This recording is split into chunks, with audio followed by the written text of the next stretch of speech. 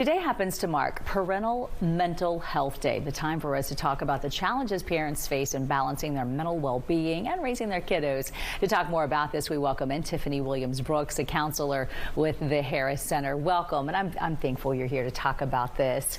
First of all, I want to preface it that it is such a joy for most parents, but it can also have an emotional toll, and that's what we're talking about. This awareness campaign started about 3 years ago. You're thankful for that. I am so thankful for that. And Melissa, thanks for having me. Parent Mental Health Day actually started back in 2022.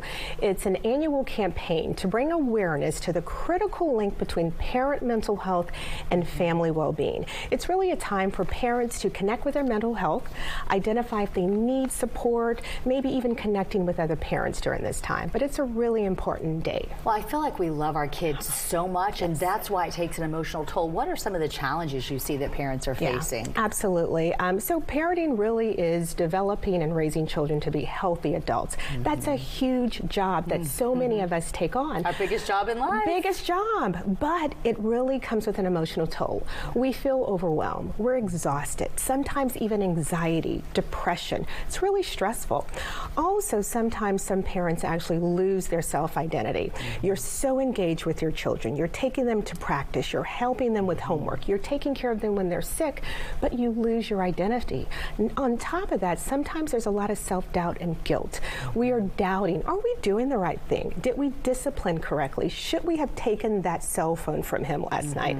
So it's a lot of that, and it's overwhelming for so many of us. And I feel like you have to pace yourself, because as me, when I see my nest emptying and only a few years out from that, then you think about, you can't lose your self-identity, because what do you do when they move out? Absolutely. I mean, you really have to find yourself. This awareness can help us do that.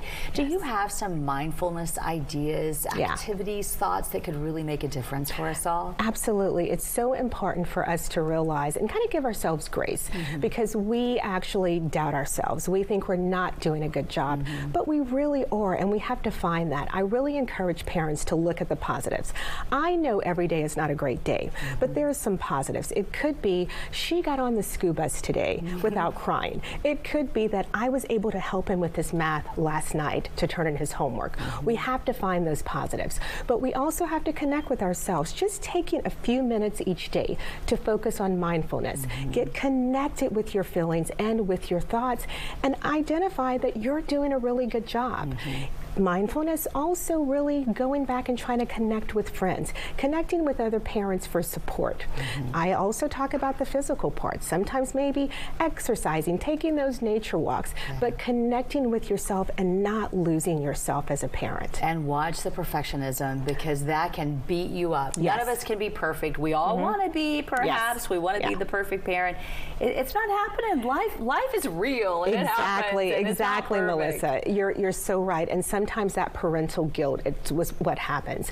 We think that we're not meeting the needs of our children. So we're feeling guilty, like maybe I shouldn't have done this. Maybe I should have done this. It happens, but it's overwhelming. But we have to give ourselves grace. Yes, so much grace. Absolutely. When do you know it's time to reach out and try to get some professional help if you're struggling? There are some signs and symptoms. Some of those may include that you're noticing some shifts in the relationships that you're having with family members or friends. Maybe you're isolating more. Maybe there's more conflict there.